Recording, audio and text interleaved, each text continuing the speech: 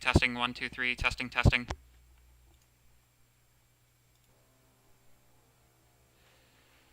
Just checking the latency, see how we're doing. Like and subscribe, folks, like and subscribe.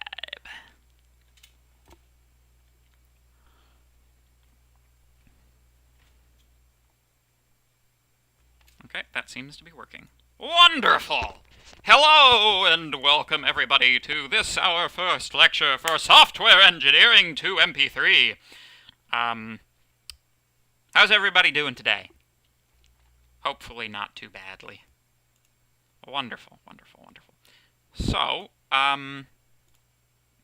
might as well get right into it.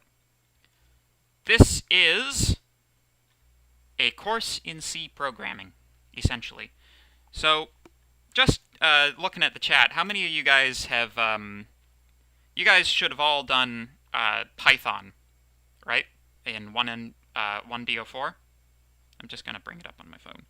Boop. There we go. Cool. C and Python are very different languages. The design philosophy behind Python is that a lot of the extraneous detail is hidden from you so that you can program more quickly and easily. In C, the design philosophy is kind of the opposite. Yeah, it is actually. That's Moonside. So with C, yeah, good. With C, the design philosophy is the opposite of Python. Rather than trying to program with as little effort as possible, in some sense, the idea with C is that you want to know what the memory is doing, and you want to know what the CPU is doing, because if you know what these subsystems of the computer are doing, how they behave, you can write programs that are uber efficient, like very, very, very, very compact, tiny little programs that work very, very efficiently. And when I say tiny, I mean in terms of like the amount of CPU that they use to perform a single operation. So C is a really cool language. It's a very influential language, and we're going to get into, like, basically just recapitulate. I'm doing like the first 2 slides of the next lecture. So we should probably just talk about the course syllabus, eh? Anyway, so this is primarily a second-year course for mechatronics students. This course is going to be very useful to you guys when you start working on things like embedded systems and embedded microcontrollers, where C is, believe it or not, still the dominant and preferred language due to its lightweight nature. Although, you know, Python starts to creep in everywhere, but this is going to be a very useful language for you guys going forward into the future. There are a certain number of engineering physics students in this class as well, and the situation with you EngPhys guys is a little bit different. The engineering physics department has made this course a required course for one of their sub-disciplines. They didn't really talk to us about it, though, first, and as a result of that, it's not like, if you guys have a good basis in Python, then you should be able to do well in this course.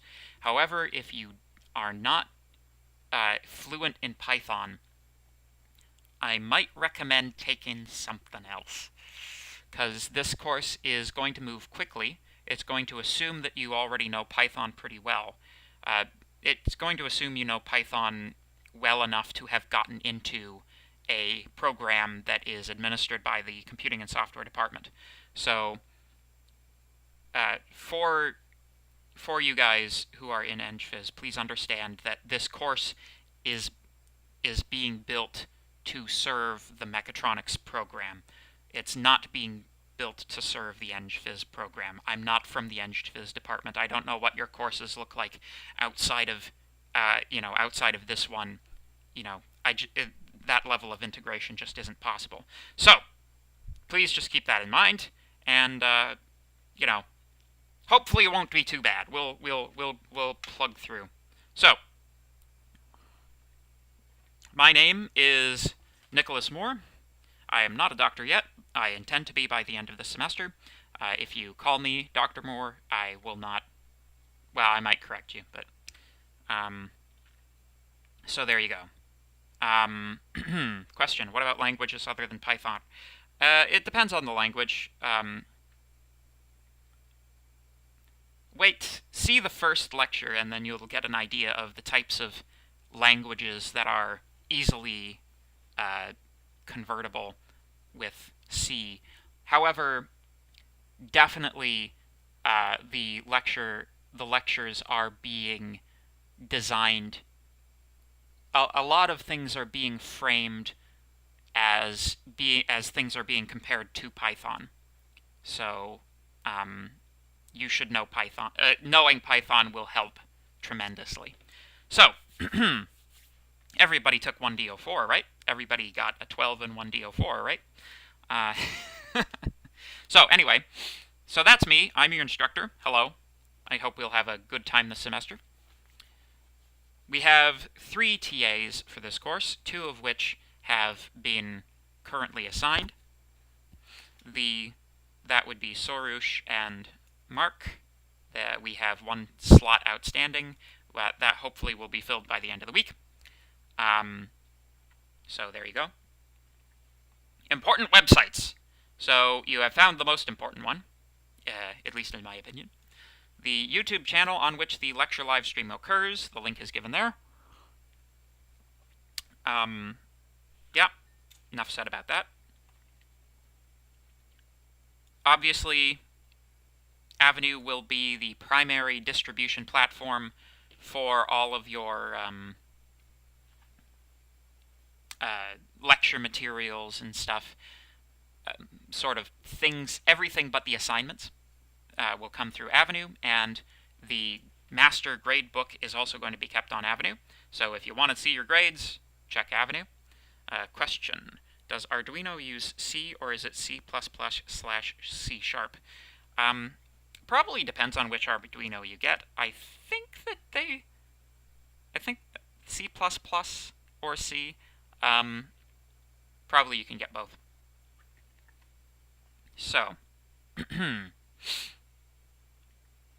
all of our assignments are going to be distributed and collected through a server that runs the Jupyter system. So Jupyter is a mechanism for the creation of notebook files, which are mixed text and executable code blocks that you can modify. So the form of the assignments is you will get a document. It will have boxes in it that you write your C programs into, and you can actually execute those C programs directly in the file. This is going to be the mechanism. So, in order to access the Jupyter system, it is necessary for you to have a VPN connection into the school, which means you need to download the VPN from the school. There is an alternative to having to do this, which is that you download an instance of Jupyter locally and that you install the following kernels on it. If you do not feel that you are, if you don't want to go to all this trouble, we've already set up our server to already have all of these, and therefore it would be, in my opinion, much more simple to get the VPN working than to create your own instance, but you will have the option of using your own instance of Jupyter and submitting through Avenue. So, with respect to the VPN, McMaster has this VPN client that they use. In order to access the Jupyter server, since it's local to the CAS servers, you have to be logged in through the VPN in order to be able to get that. There you go, virtual private network. Boink.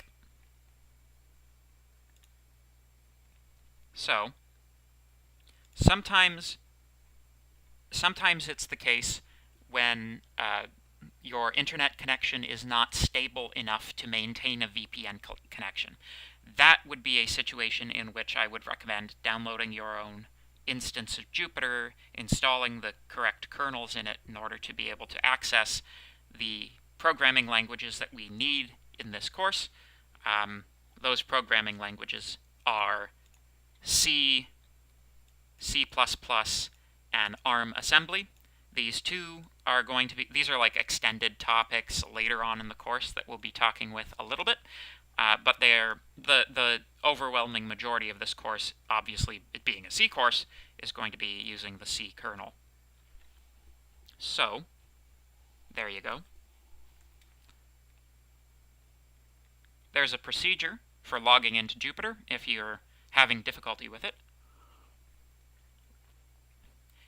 If you are not able to see the Jupyter website when you load up the URL, if you have the VPN, you should be able to see it. You should be able to see the login screen. Double check the URL address.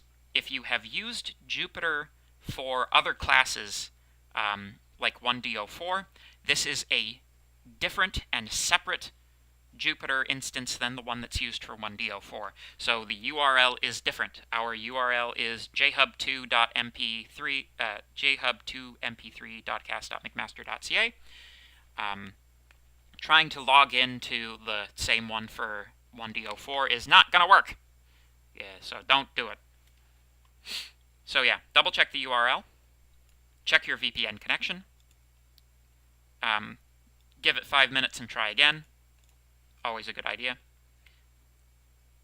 Sometimes, if you are a person who has not registered in the course until like yesterday or within a couple of days, we actually have to manually create your student accounts for you on the JHub server. So that's not automatically done by like in the same way that you're automatically put in Avenue. That doesn't happen with JHub. So if you can't, if you get to the login screen, you enter your Mac ID and password, and it's like no account exists or password invalid or whatever, please email Sebastian at this address, and he will check to see that you have an account and that it's set up properly. And that should be a good way to go.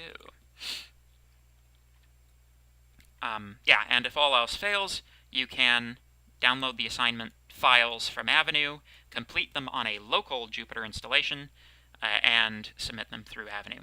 So the way that I recommend getting Jupyter is through Anaconda. You can, of course, get Jupyter outside of Anaconda, but, you know,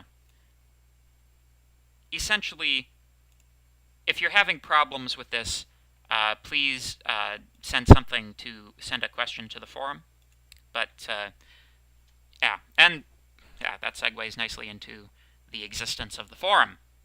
Is chat okay? Are you guys alive? I don't see any chatting going on. You guys dead? I don't know. Yep, okay. Sometimes it doesn't update on one platform or another. Anyway, so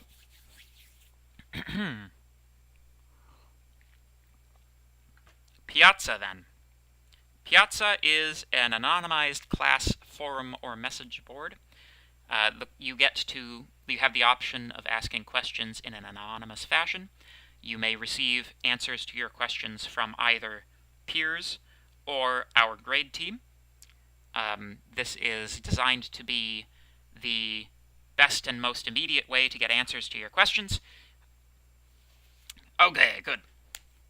I feel fantastic, and I'm still on the inside. Hilarious. I feel fantastic, and I'm still alive. So yeah, Piazza. I'll show you what it looks like. Here we go. You have questions along here.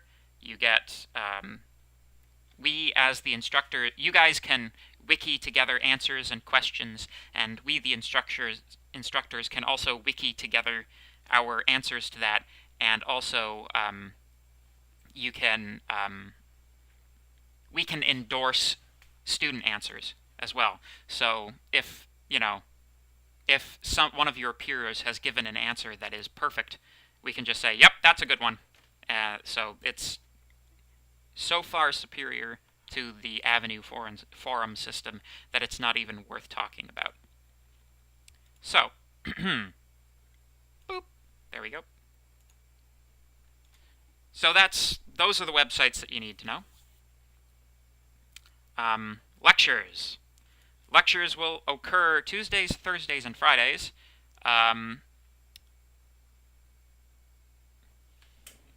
Is it all the same? I thought this was the one that that moved.Maybe that's the other class I'm teaching. Nope, we're all at the same time on this class. Okay, so from 11:30 to 12:30, which is just slightly into lunch, just into lunch enough to be annoying, but not not warrant any action. Not that there's any action you could take anyway. Lectures will occur on this YouTube channel, so congratulations for having found it. Yes, that was a Portal reference. The tutorials. One of the tutorials does not have a TA yet. The other one does. As you will have seen from the fact that one of our TAs doesn't exist yet. Whoever they are, they're getting the T1 section tutorial. So, with respect to the tutorials, Soroush is going to be doing them via Microsoft Teams. There is a link there. If you go to the Teams page for this course, which I'm not sure how you access that particularly. I haven't really used Teams very much. That link will work. Otherwise, I don't know how you get at it, but that's how that's going to go. No tutorials in the first week, so there's no tutorial this week, which means there's no tutorial in a couple of hours. Good. So, instructor office hours. I will not be holding office hours this semester as everything is virtual. If you want to ask me a question or something, please send me a virtual communication, such as email, or post to the forum. The thing about questions that people have is that very often your question is a question that other people have had as well, which is, if that's the case, then going to Piazza is a way to get an answer to your question without even having to have asked it, and immediately. And, of course, if nobody asks questions on Piazza, there will be no, lovely pre-answered questions on Piazza. So please put your questions on Piazza. It's very, very cool. My goodness. Uh-oh. Uh-oh. But, was that? Okay. I thought I'd lost the connection for a little bit. I monitor it I'm monitoring the stream on my phone to make sure I'm, not cutting out unexpectedly or anything. Okay. No, so Jupyter is empty at the moment. What you're seeing is your empty file structure. When you log into Jupyter, we will at some point be populating that with assignments. So don't worry, the assignments will not. The first assignment is not due until the end of week 3, so that we have time to set things up, etc. I suppose it's as good a time as any to talk about the way in which the course is being generated. So this particular class, this course, it has the dubious honor of having, this is the third year that this course has been run, and so far this course has not been taught by a full-time faculty member. It has been taught by sessionals each year. Now, I don't know how much you guys know about the difference between a sessional professor and a full-time tenured or untenured instructor, but sessionals are not typically paid very well. And as a consequence of that, they tend to not like to, it's horrible to say, they like to not put as much effort in. That is true in some cases, and I'm not going to name any names, but in general, sessionals do not typically modify or expand the curriculum of a course unless it's absolutely necessary. So the first time this course was offered, it was sort of taught directly out of a textbook. The second time that it was offered, some materials were generated. I'm not a huge fan of them. So basically, a couple of things are going on simultaneously.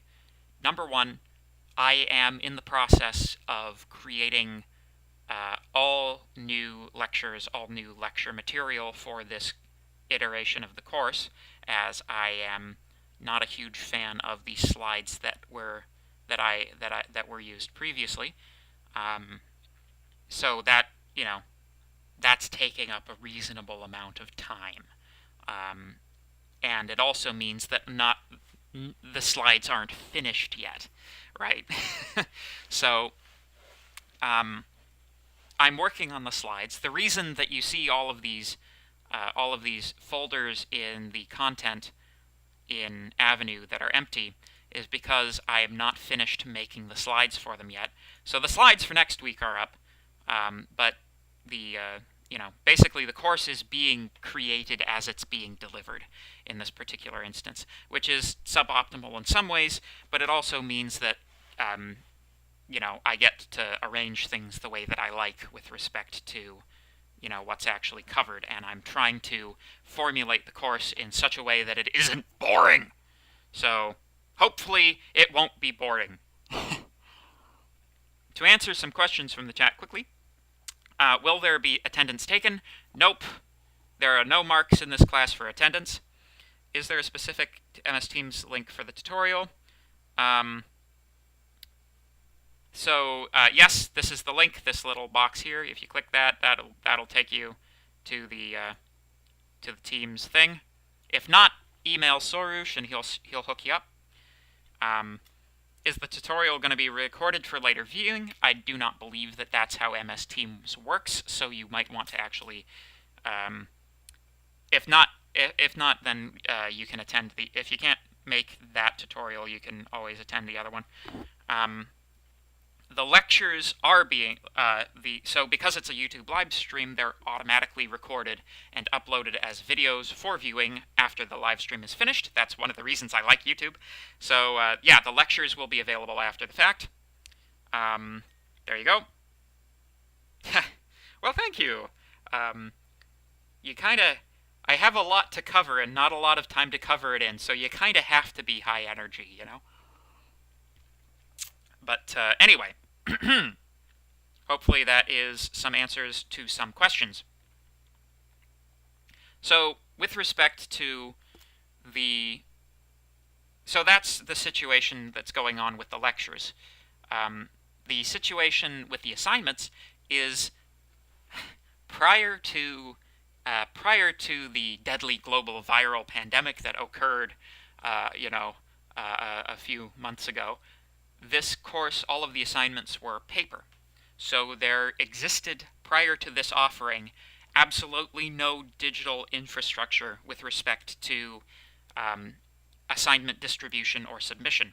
So that's why we're using Jupyter Hub. Jupyter Hub is a system that I'm personally familiar with because I've been using it for a year and I think this is my 5th semester using it for Computer Science 1 MD3. So the other class that I teach is Computer Science 1 MD3, which is an Intro to Python programming course for the Comp Sci guys. And it uses Jupyter Hub, Jupyter, in order to distribute all of the stuff. So my intention and my plan is to get all of the assignments that were previously paper assignments up in this digital format so that they can be done well, or at least done feasibly. It will be feasible to have assignments. The intention is also to use the Jupyter mechanism for the tests and the exam.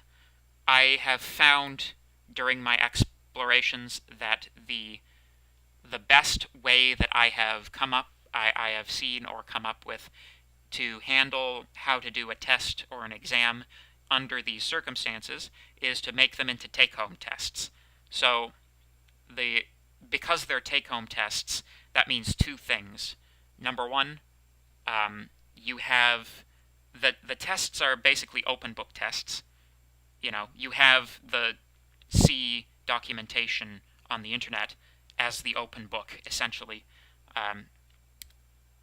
And number 2, it means the tests have to be a bit harder.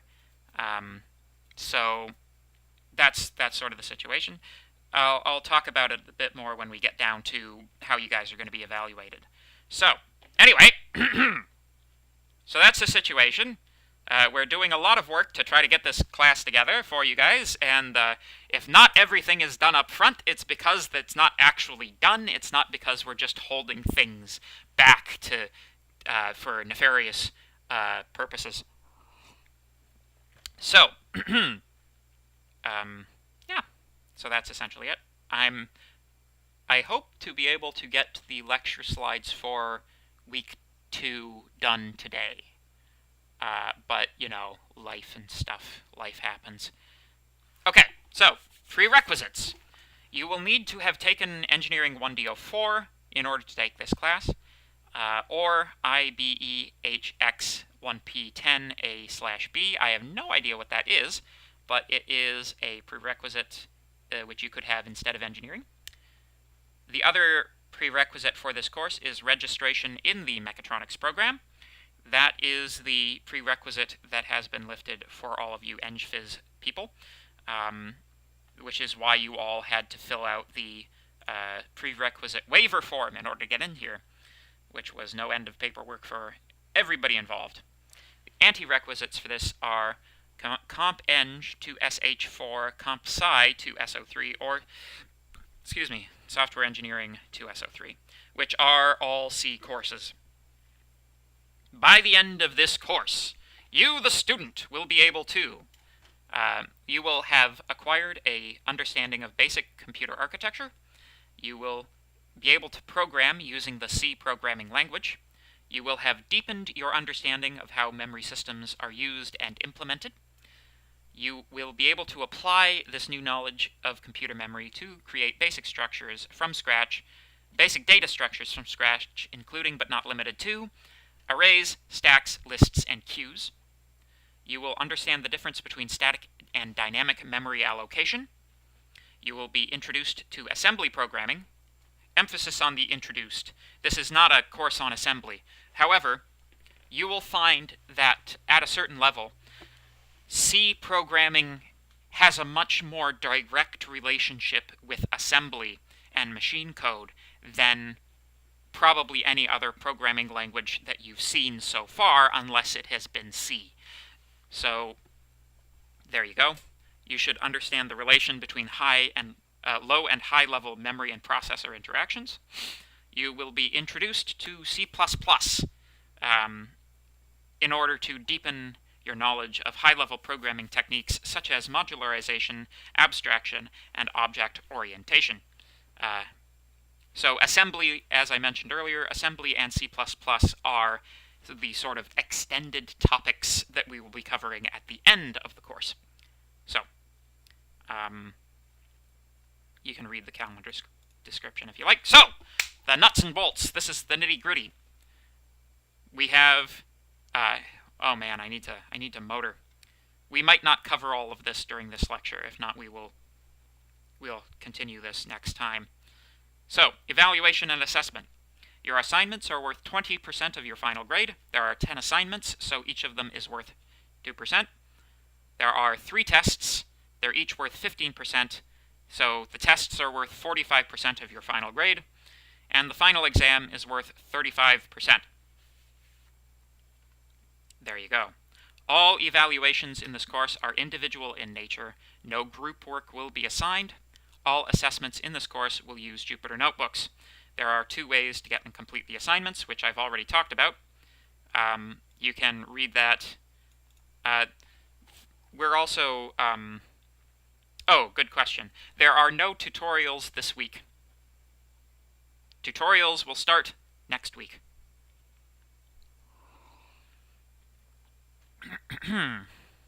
Yeah, so I've already talked about this sufficiently, I think. Assignments. Assignments will be written using the online learning platform Jupyter Hub. Oh, that's the wrong link. Don't ignore that one. Use the one that's up above. Oops, sorry about that. The assignments are designed to reinforce the material presented in lecture as well as the tutorials. Completion of these assignments on an individual basis is essential to your success in this course. You do not learn how to program by reading slides. You learn how to program by programming. There will be 10 weekly assignments for this course. Late submissions will not be accepted. Assignments will be due Sunday at midnight for each week that they are assigned in. For further information, see the timeline outlined in Section 4. It is possible that some assignment questions may be auto-graded using Jupyter Hub or other software. So, to the issue of auto-grading, some people don't like auto-grading, but I think it's fantastic. People, generally speaking, don't like auto-grading because they feel that they would have done better if somebody physical had been looking at their work. However, the test cases that are used for auto-grading are written by us, so in a sense we are grading your work. The issue with auto-grading is one primarily of TA resources. The way that we run things is you will be auto-graded for the assignments, and if you don't like how your assignment was graded, you always have the ability to come to either the TAs or myself and complain, raise a stink about it. So often that results in a modification of a test case that was, maybe a little bit off. And so the thing about auto-grading is that I find it's a more objective standard of it's a more objective standard of grading that is subject to less human error. So we like it. That being said, it's not quite operational yet. We're still sort of trying to adapt things in Jupyter to be able to auto-grade using the C kernel. So if we get that working, then basically what that does is it frees up all kinds of TA resources so that we can dedicate more of those resources towards more student-facing projects, like keeping on top of the Piazza forum. So that's a goal. That's another goal that we have for the delivery of this course. Anyway, so tests. There will be 3 tests evenly distributed throughout the semester. The tests will be in take-home format and distributed through Jupyter Hub. The tests are open book tests, but collaboration between students on test questions will not be tolerated. You have 24 hours to complete each test. The tests will not be cumulative, although the concepts in this course are naturally cumulative because, if statements, you learn them in like week 2, and they're useful for the rest of the course. Each test is worth 15% of the final grade. The final exam will occur at the end of the semester. The exam will be in take-home format and distributed through Jupyter Hub. It is also open book, but collaboration between students on test questions is strictly forbidden. You will have 24 hours to complete the exam. The exam will be cumulative. So, with respect to the extension and late submission policy, this is how MSAFs are interpreted with respect to this course. Invoking an MSAF for an assignment results in an exemption for the assignment. Invoking an MSAF for a test increases the weight of the other two tests to 22.5%, which both add up to 45%.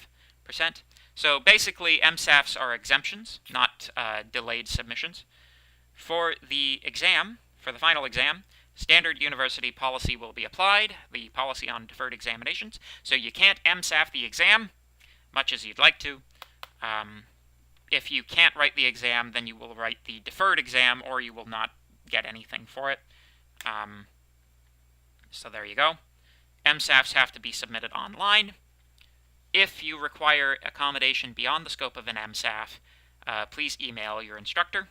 Be advised that the instructor reserves the right to ask you questions and make a determination about further exemptions based on the answers provided. So, in essence, let's say, just for example, that early on in the course, you get into a horrible accident, you fall down the stairs and break both of your legs, and you need an MSAF, because, that's about the level of personal injury that should be required in order for you to use an MSAF. If you can't tell, that was sarcasm. So, if you've broken both your legs and you need an MSAF, and then later on in the course you fall down the stairs again and you break both of your arms as well, you're not going to be denied accommodation because you've already used your MSAF. However, because it's sort of external now to the university's policy on medical student, what does it stand for again?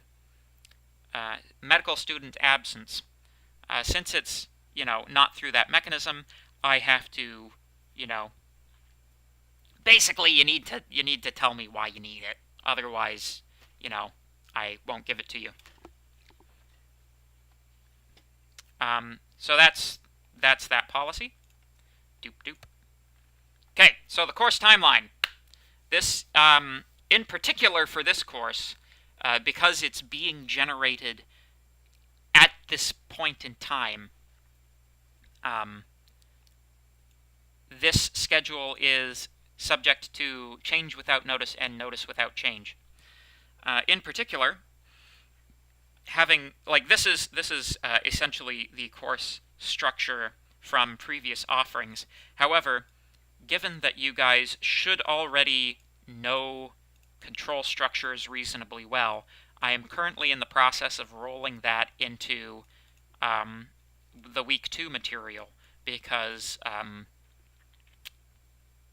Week 2 material is like, how do you write an assignment statement, and how do you write an expression, and that sort of thing. Since you guys have already done programming, we don't need to spend all of this bloody time on just control structures. What's interesting is not, this course is going to come from the perspective of, I'm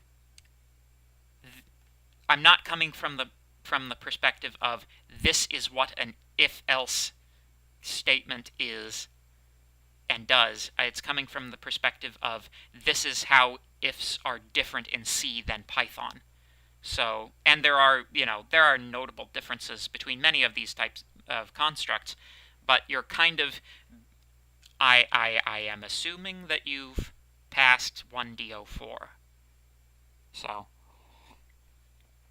hopefully that's true. Hopefully you remember what an if statement is. And of course, if you're having difficulty with any of the concepts, you're absolutely encouraged to ask questions. Like in the live stream or on the forum or whatever, what have you. Just understand that this is a second-year course that is assuming that you have done first year, and that these topics are subject to change and are already subject to a change that has not been represented in this iteration of this document. Whenever I update the syllabus, I'll put an announcement up on Avenue. Anyway, so one of the interesting things is these are the weeks in which each assignment will be assigned. Again, so week 3 will be assignment 1. Assignment 1 will be due at the end of week 3 on the Sunday at midnight. Test 1 will be in week 4, test 2 in week 8, test 3 in week 12. These are the specific times at which those tests start and end. They will be starting at 9 a.m. Eastern Standard Time, which is the time zone that I am currently occupying. If you are sort of far-flung across the universe, please convert this to whatever your local time zone is to get the actual start time. This is the purpose of having this 24-hour test thing is essentially to solve the problem of people need to be able to write the test from pretty much any time zone, as it turns out, during this particular iteration. Like, I know for 1MD3, I've already had concerns from students who are currently living in China and India with respect to these types of things. So please understand that all times expressed in this document are local to the Eastern Standard Time zone. Please convert to your own time zone as according. Will you have practice tests before each test? I don't know. I don't really have much material like from previous tests. I will... Do I?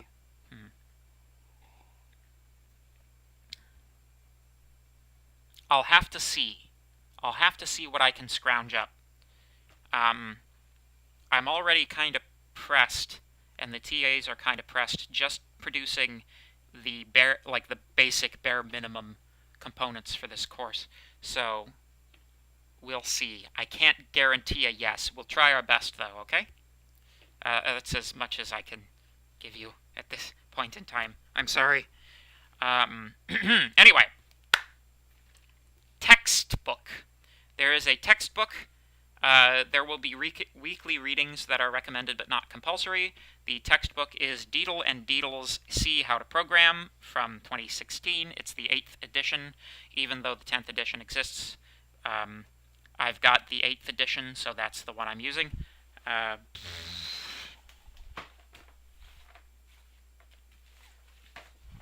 This is the textbook. It's not bad. The primary problem that I'm finding with the textbook at the moment is that the slides have been generated from the perspective of somebody who has forgotten all of their high school algebra. So there's a lot of ground being covered in this textbook that is kind of redundant for a second-year course. So I am removing that stuff and putting more interesting things in. The slides that I'm generating are... I have written on the slides that they are adapted from the slides for this textbook, but it's as time goes on, I'm finding that the adaptation is looser and looser. I'm basically, I'm following the sections in the textbook kind of roughly, but most of the content is being generated from places other than the textbook, shall we say. However, sometimes the textbook has a really good table, and I use that table. And a lot of the actual programming examples are out of the textbook as well. But anyway, so if you want the textbook, it's kind of expensive. The ebook is like $100. It's not necessary to own the textbook. I am not going to assign questions out of the textbook. Any questions that are assigned will be embedded in the Jupyter notebooks, so you won't have to own the textbook in order to get the questions. So, do you need to purchase my lab? No. I don't even know what that is. There you go. No, the only thing you need is your login credentials to get into your Mac ID login credentials to get at Jupyter. Again, MyLab is like a resource that we're not using, shall we say. So, in addition, you will find that there is quite a lot of C reference floating around out there. This link is a link to a good reference for all kinds of stuff. So if you need some desk reference, I would recommend this. You bookmark this page. There we go. So this is the GCC documentation. GCC is the GNU compiler collection. It includes the C compiler, the GNU C compiler, so it's good. GCC is, shall we say, the big one with respect to C compilers, and that's the one that we'll be using. So there you go. Getting assistance. Because of the sheer volume of people in this class this semester, it'll be well. Not you guys don't have as many people as 1MD3. However, I would still appreciate it if you followed the procedure so that my inbox doesn't get too cluttered. I'm responsible personally for something on the order of 300 students this semester between my two classes. Anywho, the Piazza Forum is your first stop for having questions answered. I've already talked about it quite a lot, but answering questions on the Piazza Forum is like a dedicated responsibility that I have assigned to TAs that have a certain number of hours set aside for that particular task. So normally I like to have a TA who does just that, but given that there are only 3 TAs in the class, you know, it's not always possible to have everything you want in life, but you know, we'll do our best to stay on top of it and have questions answered in a reasonable time frame. Piazza will be a faster way of getting answers than your email, especially emailing us, especially because your question may have already been answered, and if that's the case, then we don't have to do anything else to answer it. Also, the students themselves may answer questions on it. So there you go. Second and third options are kind of interchangeable. You can ask your TA in tutorial, or you can email your TA if you have a question. If all else fails, you can email the instructor, and I will answer questions. And, the time is currently 12:20 approximately. I don't think we're going to have time to go through the academic dishonesty and other related material. We'll take the first 5-10 minutes of the next class to go through that stuff, especially considering normally when I'm on these lectures I've got like a 30-second delay going on. So, anyway, that has been our first class. Thank you very much for your time and attention today. We will speak again on Thursday, when we will actually talk about C. So, take her easy, folks. Have a good lunch.